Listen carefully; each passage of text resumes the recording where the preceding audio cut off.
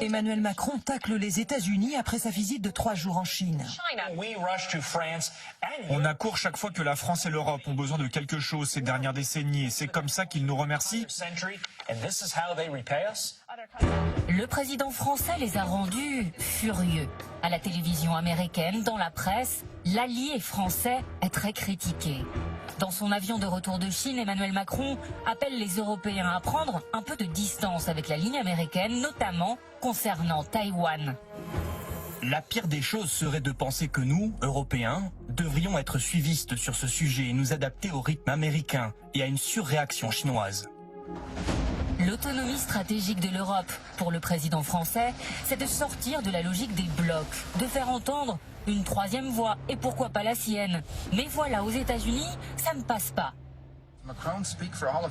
Nous avons besoin de savoir si Macron parle pour l'Europe, s'il est le chef de l'Europe, parce que si c'est le cas, il y a des choses qui doivent changer. L'Europe et particulièrement la France ont dépendu des États-Unis pendant des années pour leur propre défense. Quand Macron a essayé de jouer les gros bras et d'envoyer des troupes en Afrique pour y combattre les terroristes, il ne pouvait même pas les acheminer là-bas, c'est nous qui les avons emmenés par avion. Embarras jusqu'à la Maison Blanche.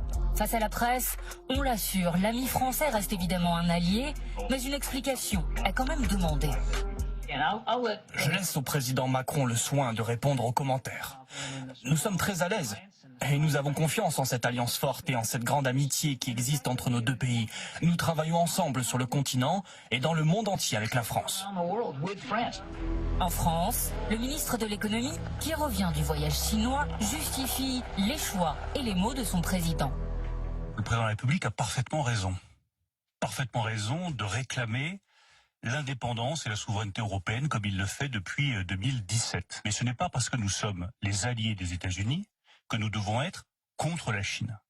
Et nous n'avons pas à être pris à partie dans cette rivalité qui existe entre les États-Unis et la Chine. Nous voulons bâtir l'indépendance européenne. Ce n'est pas la première fois que les petites phrases du président français agacent ses alliés. Comme en 2019 quand il évoque la mort cérébrale de l'OTAN, comme l'année dernière, 3 mois à peine après le début de la guerre en Ukraine.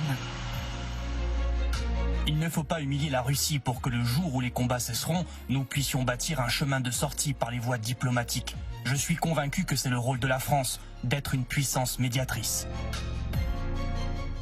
Des déclarations vécues par certains alliés comme des provocations. Depuis hier, les réactions européennes sont très sévères, notamment en Allemagne. La presse estime que Paris s'est agenouillé devant la Chine. Sur le tarmac, juste avant de s'envoler pour les États-Unis, le Premier ministre polonais tacle la stratégie française et rappelle qui sont les alliés des Européens. Certains chefs d'État occidentaux rêveraient d'une coopération avec tout le monde, avec la Russie, mais aussi avec certaines puissances de l'Extrême-Orient. L'alliance avec les États-Unis est un fondement absolu de notre sécurité qui s'appuie sur 2 piliers, la coopération économique et la défense. Le Premier ministre polonais s'envole vers l'Amérique 2 mois à peine après la visite de Joe Biden à Varsovie. Emmanuel Macron, lui, est arrivé aux Pays-Bas pour défendre, dit-il, la souveraineté économique de l'Europe.